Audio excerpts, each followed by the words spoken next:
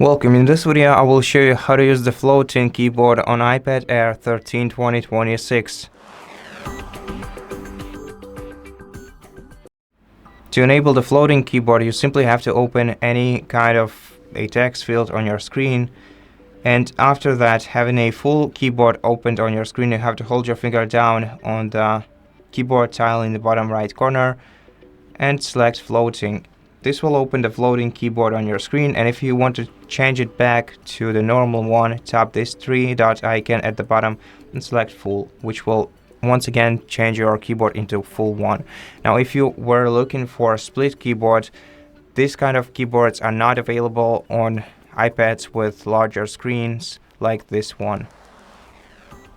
And that's it for this video. Thank you for watching it. If it helped you, please consider subscribing to our channel, leave us a like and a comment below, and I'll see you in the next one.